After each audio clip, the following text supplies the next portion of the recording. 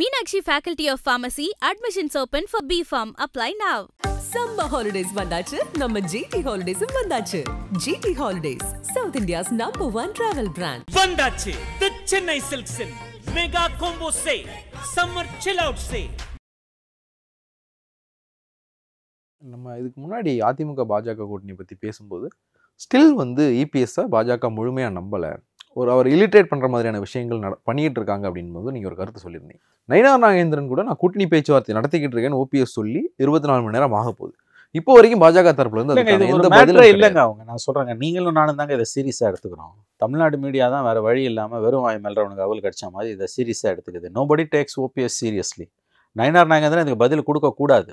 Yes no ரெண்டுமே அவர் சொல்லக்கூடாது. OPS இன்றைக்கி துரதிருஷ்டவசமாக ஓபிஎஸ், நான் யாரையும் இழிவுபடுத்த விரும்பலை. ஓபிஎஸ் அவர் இன்றைக்கி ஒரு ஸ்பென்ட் ஃபோர்ஸ். அவர்கிட்ட அவர் ஒரு தனி நபர், அவர் தனி மரம், ஆழமாக தனி மரமாக நிற்கிறார் அவர் இன்றைக்கி. இந்த வைத்தியலிங்கம், மனோஜ் இவங்கெல்லாம் வந்து நீங்கள் இவர்களை வைத்து கொண்டெல்லாம் நீங்கள் வந்து ஒரு கட்சி அமைப்பெல்லாம் ஒன்றுமே பண்ண முடியாது. நீ தனியாக உங்களுக்கு அப்படி ஒரு வல்லமை இருந்ததுன்னா தனியாக கட்சி ஆரம்பிச்சு 3 லட்சம் ஓட்டு ராம்நாட்டில் வாங்கினீங்கல்ல, ஒரு பார்ட்டியை ரெஜிஸ்டர் பண்ணி தனியாக போயிட்டுருக்கணும். ஏடிஎம்கே உள்ளேயே இருந்து சண்டை போட்டுக்கிட்டு இன்றைக்கி நாங்கள் இல்லைன்னா ஜெயிக்க முடியாது, உங்களை வந்து என்றைக்கு அமித்ஷா வந்து உங்கள் ஏடிஎம்கே உள் விவகாரத்தில் தலையிட மாட்டேன்னு சொன்னாரோ அன்றைக்கி முடிஞ்சு போச்சு உங்கள் கதை. அது ஓபிஎஸ்ஸை நான் சீரியஸாக எடுத்துக்கொள்ளவில்லை. நயினார்லாம் இதுக்கு பதில் சொல்ல வேண்டிய அவசியமும் கிடையாது. நயினார் பதில் சொல்லவும் மாட்டார். ஒரே ஒரு ஆப்ஷன் தான் ஓபிஎஸ்க்கு இருக்குது. இப்போயாவது ஒரு கட்சி ஆரம்பித்து எந்த பகுதிகளில் ஒரு பலம் இருக்குதுன்னு நினைக்கிறாரோ அங்கே கொடி எடுத்துகிட்டு போகணும். அது போகாமல் கோர்ட்டில் போய் சண்டை போட்டு இருக்கிறதால எந்த பிரயோஜனமும் கிடையாது. ஓபிஎஸ் கட்சி ஆரம்பித்தா அவருக்கு ஒரு எதிர்காலம் உண்டுங்க. கட்சி ஆரம்பிக்கலைன்னா 26 கரைந்து போவார், முழுவதுமாக அவர் கரைந்து போவார். அவர் பண்ணது எல்லாமே ஸ்ட்ராட்டஜிக் பிளண்டர். அவர் அதற்கான பதிலை வினை விதைத்தவன் வினையாக இருப்பான், அவ்வளோதான். அவர் செய்த தவறுகளுக்கான பலனை தான் ஓபிஎஸ் அனுபவித்து கொண்டிருக்கிறார். பிஜேபி நம்பி போனால் தெருவில் நிற்கணுன்றதுக்கு இது உதாரணம். தர்ம யுத்தம் ஆரம்பின்னு சொன்னது யார்? கடைசியில் இன்றைக்கி அவங்கெல்லாம் எங்கே போயிட்டாங்க? பிஜேபியை நம்பினா நீ தெருவுக்கு வருவன்றது ஓபிஎஸ் அரசியல் கிடைக்கிற பாடம் நமக்கு.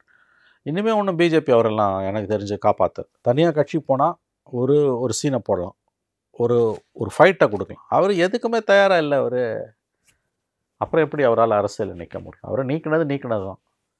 கட்சி எடப்பாடி கண்ட்ரோலில் தான் இருக்குது. உங்களுக்கு பிடிக்குதோ பிடிக்கலையோ, அதாவது அழுகிற புள்ள தான் பால் குடிக்கும். டிடிவி மாதிரி தனியாக ஒரு அமைப்பை வச்சுட்டு மோதி இருந்தார்னா கொஞ்சம் நிமிந்து பார்ப்பாங்க. அது இல்லைன்னா நீங்கள் வந்து அப்படியே கரைஞ்சி போக வேண்டியதுதான் 26. அவர் தான் தெளிவாக அமித்ஷா சொல்லிட்டார்ல, பேச்சுவார்த்தைலாம் எடப்பாடியோடு தான் நடத்துவாங்க, அப்பாயின்மெண்ட்டே கொடுக்க மாட்டாங்க பார்க்குறதுக்கு. ஒரு கட்சி ஆரம்பிக்காமல் தான் 2024 மக்களவைத் தேர்தலில் தென் மாவட்டங்கள் வந்து ஒரு பெரிய அதிர்வை ஏற்படுத்தியிருந்தார். இவர் ராமநாதபுரத்தில் போட்டியிட்டார்னாலும் திருநெல்வேலி, மதுரைன்னு பல இடங்களில் வந்து ஓபிஎஸ்னுடைய அதிர்வு வந்து நான் களத்துக்கு போய் என்னால் வந்து அதை ஃபீல் பண்ணவும் முடிஞ்சது. காலமாக அதிமுகவுக்கு வாக்களித்த மக்கள் ஓபிஎஸ்ஸுக்காக நாங்கள் அதிமுகவுக்கு வாக்களிக்கல, இந்த ரெட்டலைக்கு தான் நாங்கள் ஓட்டு போட்டோம், இந்த ரெட்டலை தான் ஜெயிக்க வச்சோம். ஆனால் ஓபிஎஸ்ஸுக்கு எடப்பாடி பழனிசாமி பண்ண துரோகத்துக்காக நாங்கள் வந்து ரெட்டலை தோக்கடிக்க போகிறோம் அப்படின்னு வந்து பலர் என்கிட்ட சொன்னதை நானே வந்து கேட்டிருக்கேன். ஸோ ஓபிஎஸ்க்கு அங்கே ஒரு ஆதரவு இருக்குதானே, கட்சி இல்லாமல் தானே அவர் நடத்தி காட்டினார். அதைத்தான் நான் சொல்கிறேன். இதோட அடுத்த கட்டம் நீ கட்சி ஆரம்பிக்கிறது, உங்களுக்கு சப்போர்ட் இருக்குன்றது தெளிவாக தெரியுது. அந்த ஏரியாவில் சாதி ஓட்டு என்ன ஓட்ட வேணால் இருந்துட்டு போட்டோம், அந்த குறிப்பிட்ட பகுதியில் உங்களுக்கு ஓட் பேங்க் இருக்குது. நீங்கள் கட்சி ஆரம்பிக்கணும்னு அதுக்கு தானே நான் சொல்கிறேன். இவ்வளோ நேரம் அதை தான் நான் சொல்கிறேன். 24 தேர்தலில் உங்கள் களத்தை உங்களோட பவரை ஓரளவு நீங்கள் நிரூபிச்சிங்க. 3 லட்சம் ஓட்டு வாங்கினீங்க, ஒரு கூட இருக்க 4-5 தொகுதிகளில் ஓட்டு வாங்கினீங்க, சமூகத்தை சார்ந்தவர்களோட ஓட்டு. அதுலேருந்து நீங்கள் என்ன பாடம் கற்றுருக்கணும்? இம்மிடியேட்டாக கட்சி ஆரம்பிச்சிருக்கணும். கட்சி ஆரம்பித்து நீங்கள் பாட்டு தனி ஆவர்த்தனம் பண்ணிட்டு போயிருந்தீங்கன்னா நல்லது கெட்டதில்லை. இன்றைக்கி என்டிஏ உள்ள நீங்கள் ரைட் ராயலாக பேசலாம்.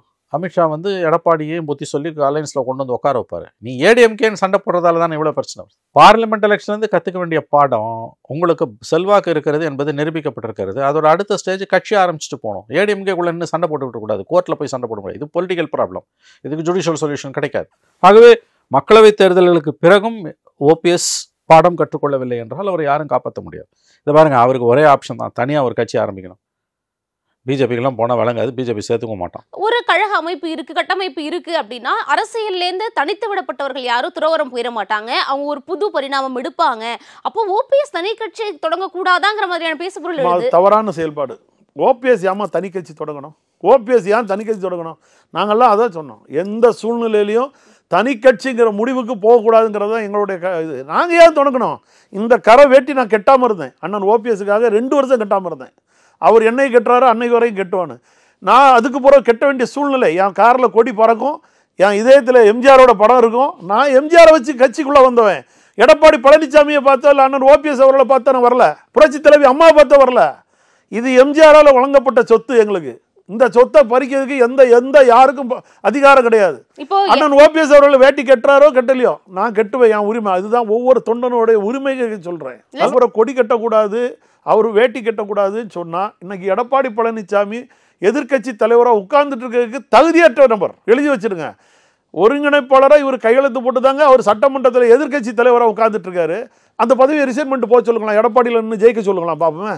26 இப்ப ரீசன் மான உள்ள சூடு சொரணம் உள்ள எடப்பாடி பழனிசாமி அண்ணன் ஓபிஎஸ் அவர்கள் கையெழுத்தால் பெறப்பட்ட எதிர்கட்சி தலைவர் பதவி வேண்டாம், நான் இந்த ரிசைன் பண்றேன், எடப்பாடியில என்னுடைய பொதுச் செயலாளர் கையெழுத்து போட்டு நான் ஜெயிக்கிறேன்னு சொல்லுங்க. ஜெயிச்சிட்டு பாப்போம். Meenakshi Faculty of Pharmacy admissions open for B.Pharm. Apply now. Summer holidays வந்தாச்சு, நம்ம ஜிடி ஹாலிடேஸும் வந்தாச்சு.